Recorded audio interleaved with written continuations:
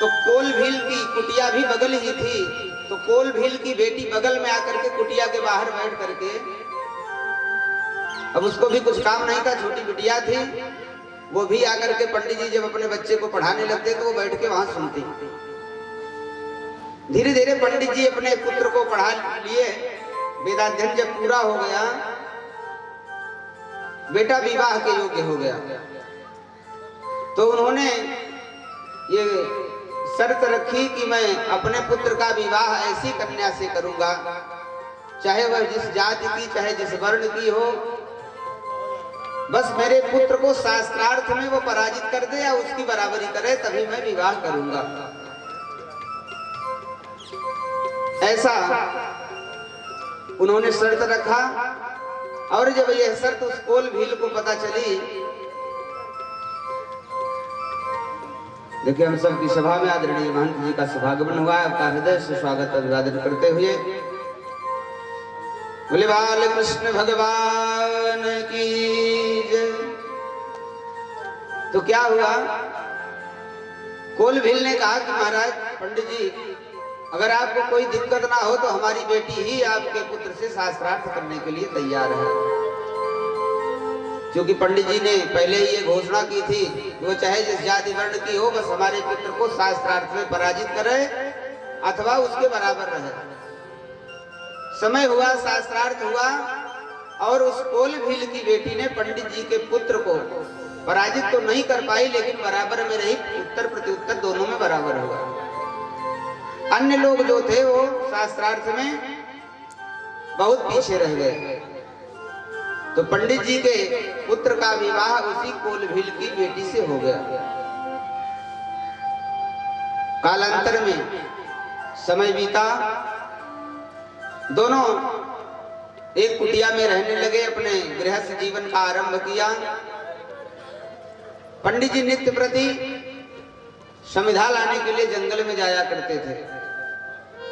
और जब जंगल में गए तो एक दिन की बात है, जंगल में समिधा लेने के लिए एक पेड़ पर चढ़ गए, और वो कोल भील की बेटी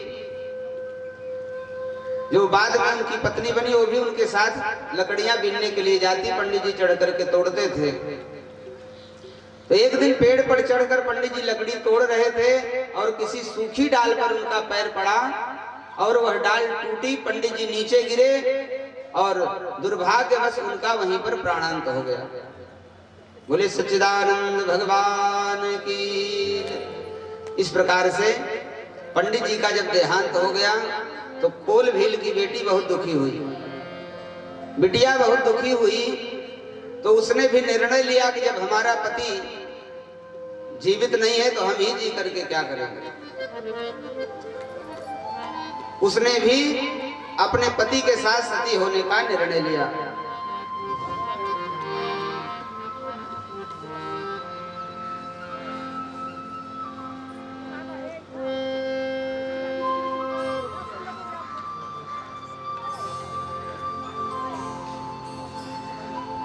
एक बार जोरदार तालियों से स्वागत करिए आदरणीय महंत जी का हम सबके बीच में। बहुत ही विधि विधान से भगवान भागवत भगवान का पूजन ध्यान और अंगवस्त्र भेंट करके स्वागत किए। अनेक अनेक शुभकामनाएं। तो कोल भील की बेटी ने क्या किया, कहा कि मैं भी अपने पति के साथ चिता में सती हो जाऊंगा। वहीं पर उनकी चिता में वो कोल भील की बेटी भी पंडित जी के साथ चिता में सती हो गई। और जहां पर उनकी लाश जली वहां राख की ढेर थी, उसी राख की ढेर में से एक बांस निकला। बांस धीरे धीरे बड़ा हुआ। एक दिन नारद जी अपनी वीणा पर श्रीमन नारायण नारायण संकीर्तन करते हुए आ रहे थे, तो उन्हें उस बांस के वृक्ष में से वेद ध्वनि निकलती हुई सुनाई पड़ी। हरि ओम नमस्ते रुद्रमन्यव उतोत ईखवे नमः बाहुभ्याम उतते नमः याते रुद्र शिवा तनूर घोरा पापकासिनी तयानस्तन्वा संतमाया गिरिसन्ता विचाकशी यामिकुं गिरिसन्तहस्ते विभर्यस्तवे शिवां गिरित्रतां कुरु माहि ग्वंशीः पुरुखं जगत। इस प्रकार से विविध मंत्रों का, वेद मंत्रों का उच्चारण उस बांस से हो रहा था। क्योंकि ब्राह्मण देवता की अकाल मृत्यु हुई थी और दोनों पति पत्नी वहीं पर जल करके राख हो गए थे, तो नारद जी ने वेद ध्वनि को सुना तो गए अपने पितामह ब्रह्मा जी के पास। ब्रह्मा जी से कहा, ब्रह्मा जी हमने एक पृथ्वी लोक पर एक बांस देखा है, उसमें से वेद ध्वनि निकल रही है, मैं चाहता हूं उस बांस का उपयोग किया जाए। ब्रह्मा जी ने कहा कोई बात नहीं, अगर वेद ध्वनि निकल रही तो बहुत पवित्र बांस है, उसको लेकर के आओ। नारद जी ने कहा कि पितामह लेकिन मेरी एक शर्त है कि मैं बीच वाला भाग ही लूंगा। ब्रह्मा जी ने कहा ठीक है, अभी तो हम ही आप जान रहे हैं नीचे वाला भाग जो थोड़ा सा, नीचे वाले भाग में बांस में गांठें कम होती है, गांठें ज्यादा होती हैं, पोल की लंबाई कम और ऊपर लंबाई ज्यादा। तो नारद जी ने कहा कि जो बांस है मध्य वाला भाग उसको मैं लेकर के अपने बीड़ा में लगा लूंगा। ब्रह्मा जी ने कहा वो मेरा ब्रह्मदंड हो जाएगा। आजकल जो तमाम मठ के लोग ब्रह्मदंड के रूप में उसको लिए रहते हैं। और तीसरा भाग जो है, बांस को 3 भाग कर दो तो ऊपर वाले भाग को क्या कहेंगे? पुलुई। पुलुई को उन्होंने कहा कि फेंक दिया जाए, किसी के काम में आने वाली है नहीं। हम आप भी जब बांस काटते हैं तो पुलुई को फेंक ही देते हैं। कोई बहुत चालाक होगा, बहुत समझदार होगा तो उसको मढ़ा या छान पे रख लेगा सरपुतिया और कुतिया चढ़ाने के लिए। नहीं तो अब आजकल गन्ना की पेराई हो रही है, भट्ठा में झोंक दिया जाएगा अथवा ठंडी में ताप लेंगे उसको जला के। लेकिन जब ये चर्चा हो रही थी उसी समय भगवान विष्णु पहुंच गए। उन्होंने कहा कि ठीक है, आप जो ऊपर वाला भाग बेकार का भाग है उसको आप मुझे दे दीजिए। और भगवान विष्णु का यही सिद्धांत है प्यारे श्रोताओं, जिस वस्तु को, जिसको संसार के सभी लोग ठुकरा देते हैं, परमात्मा उसी को सदैव अपना लिया करते हैं। भगवान ने उसी पुलुई वाले बांस की बांसुरी बनवा लिया और ब्रह्मा जी ने उस बंसी की प्रतिष्ठा करवाई और सरस्वती मैया ने आकर के उन्हें इसमें स्वर भर दिया। तो भगवान शंकर ये सब सोच रहे थे कि मेरा इसमें कोई रोल ही नहीं है। तो रामावतार में जब भगवान शंकर बाल रूप राम जी के दर्शन करने के लिए गए थे, ज्योतिषी बनकर के काकभुसुंडी जी के साथ,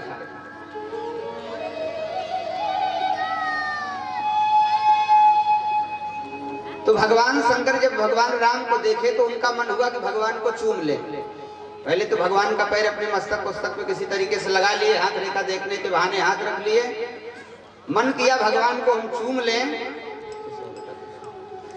तो भगवान को चूमने का मन किया तो भगवान राम ने कहा देखो प्रभु, ये हमारा मर्यादा पुरुषोत्तम रामावतार है, अब आप इसमें ज्योतिषी बने हो तो ज्योतिषी बन के तो किस नहीं कर सकते किसी को ना, तो नियम है, हमारा मर्यादा पुरुषोत्तम अवतार है। तो मन ही मन शंकर जी ने कहा कि प्रभु क्या करें, अब मेरी इच्छा हो रही है आपको चूमने की। तो कहा इस समय तो नहीं, हम कृष्णावतार में हम तुम्हें व्यवस्था देंगे।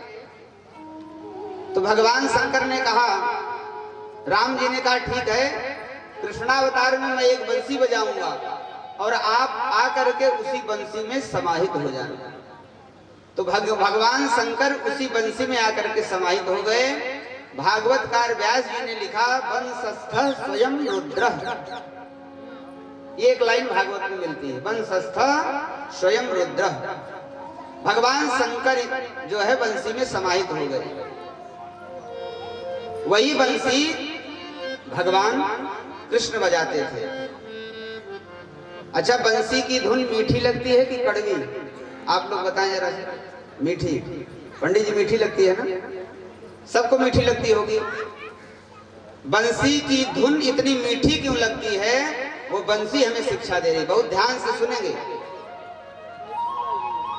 बांसुरी तो सभी लोग देखे होंगे, बांसुरी में छेद होते हैं तो क्या छेद के बीच में गांठें भी होती हैं? गांठें नहीं होती। और बंसी जब बनाई जाती है तो लोहा लाल करके उसको जलाया जाता है। तो बंसी हमें संदेश दे रही है, हमारे आपके गृहस्थ जीवन में बंसी के धुन की तरह से मिठास कब आएगी। हमारे आपके परिवार में, पास आस पड़ोस में, नात रिश्तेदार में जब विचारों में कोई गांठ नहीं होगी, सासू ने देवरानी को कुछ कह दिया, बहू को डांट दिया, तो उसको गांठ मत बनाओ अपने जीवन में। अगर बंसी जैसी मिठास अपने जीवन में चाह रहे हो श्रोताओं माताओं, तो किसी भी बात को गांठ मत बांधो। अगर गांठ बांधोगी तो बंसी जैसी मिठास हमारे आपके जीवन में आने वाली। बंसी बजती इसलिए सुंदर है क्योंकि उसमें कोई गांठ नहीं होती, सातों छेद में बगल बगल होते हैं, कोई गांठ नहीं होती। और सहन क्या करना है, जैसे लोहे को जला करके जब छेद किया जाता है तो गर्म लोहे को जला करके उसमें छेद किया जाता है।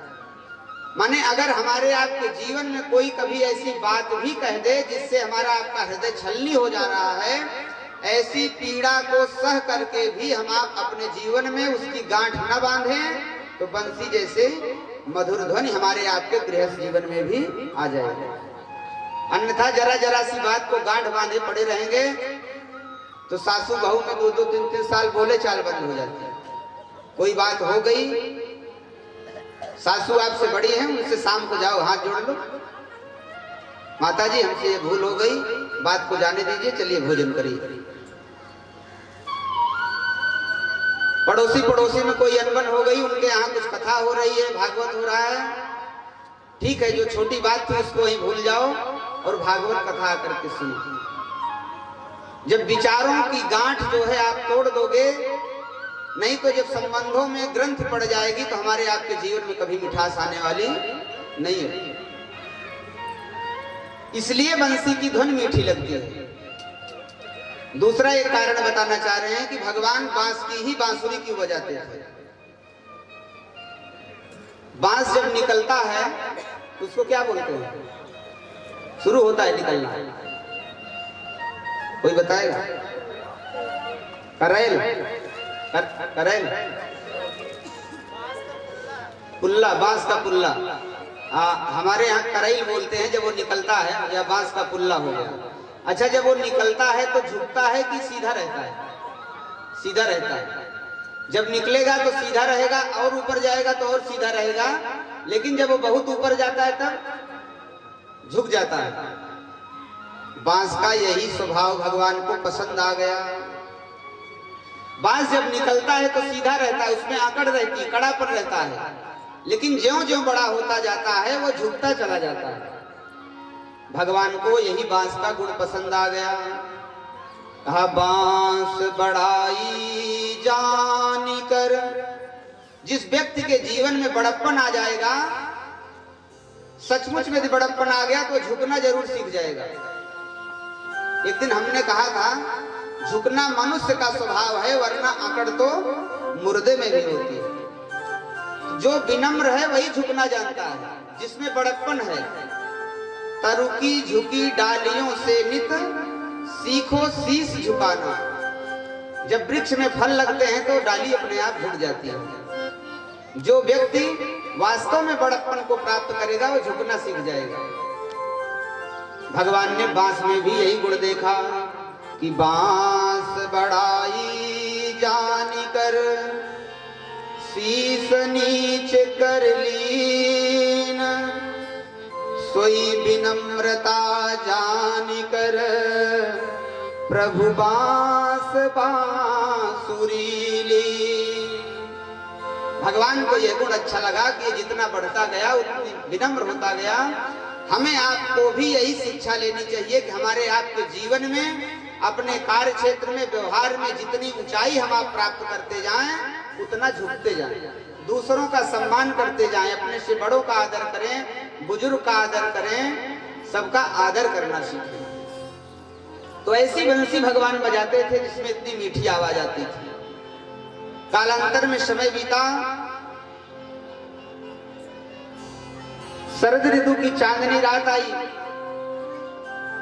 भगवान ने चीर हरण करने के बाद रास लीला करना चाहा।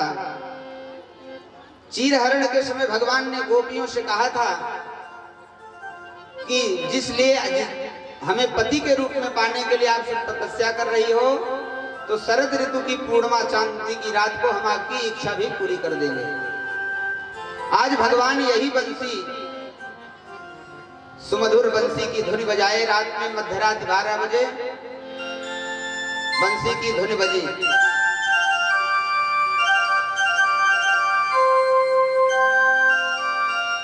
और भगवान एक एक गोपी का नाम लेकर के इस बंसी में पुकारते उसको। गोपियां जो बंसी की धुन सुनी, अपने घर कोई गोपी अपने पति के साथ लेटी हुई है तो उठ करके रात में कपड़ा पहनने लगी। पति पूछता इतनी रात में तुम कहां जा रही हो? तो गोपी अपने पति से कहती मैं जा रही हूं कन्हैया के साथ रास करने। कोई गोपी श्रृंगार करने लगती तो बंसी की धुन सुन करके इतना पागल हो जाती कि गले का हार पैर में और पैर का पायल जो है गले में पहन के निकल जाती है।